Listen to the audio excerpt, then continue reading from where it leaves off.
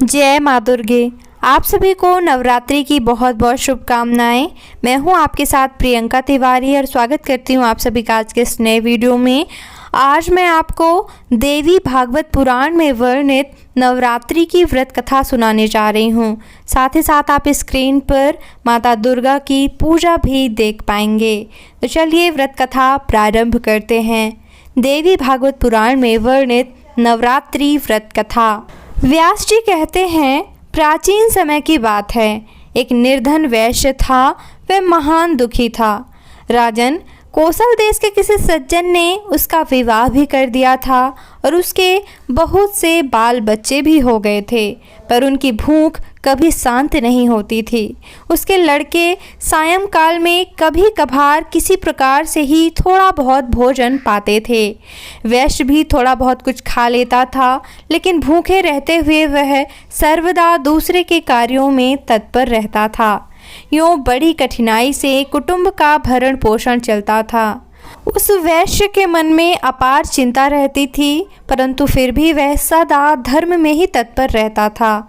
उसकी इंद्रियां शांत थीं, वह बड़ा सदाचारी था, कभी झूठ नहीं बोलता था। उसके मन में क्रोध नहीं आने पाता था, वह सदा धैर्य से ही काम लेता था। मन में अहंकार और डाह नहीं आने देता था। देवताओं, पितरों और अतिथियों की पूजा करने के बाद अपने आश्रित जनों को खिलाकर ही तब वह स्वयं कुछ भोजन पाता था। यह वैश्य के प्रतिदिन का नियम था। यूँ उसका समय व्यतीत होता जा रहा था। उत्तम गुणों के कारण उसका नाम भी सुशील रख दिया गया था। एक बार दरिद्रता से अत्यंत घबराकर उस भूखे वैश्य ने एक शांत स्वभाव मुनि को देखा और उन्हें प्रणाम करके उनसे प्रश्न किया। सुशील ने कहा, ब्राह्मण देवता, तुम्हारी बुद्धि बड़ी विलक्षण है। आज मुझ पर कृपा करके यह बताओ कि मेरी दरिद्रता निश्चयपूर्वक कैसे दूर हो सकती है। मानद, मुझे धन की इच्छा नहीं है, मैं खूब संपन्न हो जाऊं, यह भी मैं नहीं चाहता।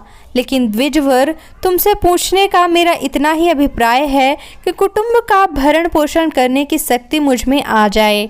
मेरी छोटी बच्ची और बच्चे भोजन पाने के लिए सदा रोते रहते हैं। घर में इतना भी अन्न नहीं है कि मैं उन्हें एक एक मुट्ठी भी दे सकूं। रोते हुए मेरे बालक घर से निकल गए, उन्हें मैंने त्याग दिया है।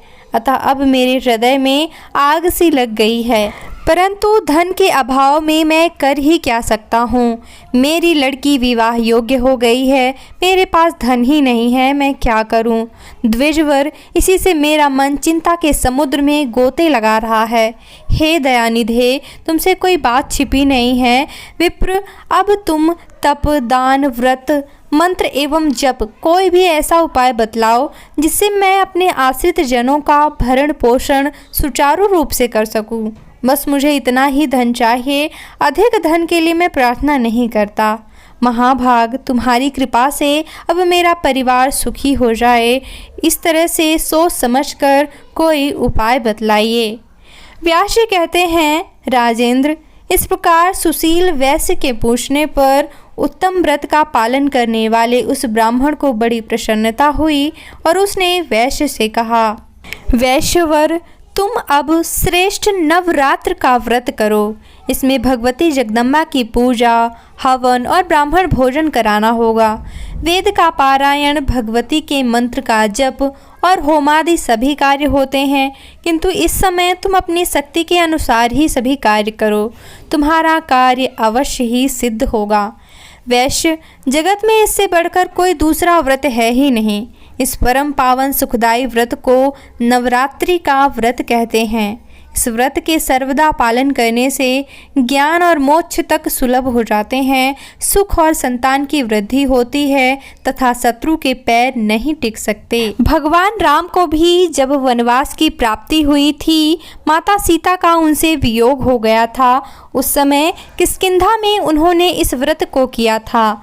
उस अवसर पर सीता के विरह से भगवान राम अत्यंत संतप्त हो उठे थे।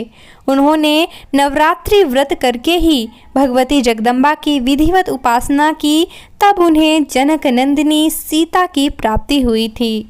उन्होंने विशाल समुद्र पर पुल बांधा। महाबली रावण और कुंभकर्ण मारे गए। रावण कुमार मेघनाद की जीवन लीला समाप्त हुई। विभीषण को उन्होंने लंका का राजा बनाया। इसके बाद अयोध्या में आकर निष्कंटक राज्य भोगा। वैश्यवर अमित तेजस्वी भगवान श्री राम को धरातल पर इस प्रकार की सुख सुविधा इस नवरात्रि के व्रत के प्रभाव से ही सुलभ हुई थी। व्यास जी कहते हैं, राजन, ब्राह्मण की यह बात सुनकर उस वैश्य ने उस ब्राह्मण को अपना गुरु बना लिया। साथ ही माया बीज नामक भुवनेश्वरी मंत्र की उससे दीक्षा प्राप्त की और फिर नवरात्रि का व्रत करके संयम पूर्वक उत्तम भक्ति के साथ उसने जप और तप आरंभ किया।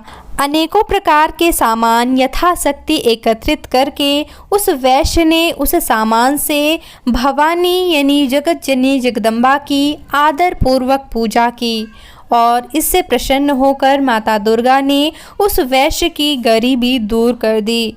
लेकिन फिर भी वह वैश्य लगातार 9 वर्षों तक नवरात्रि का व्रत करता रहा।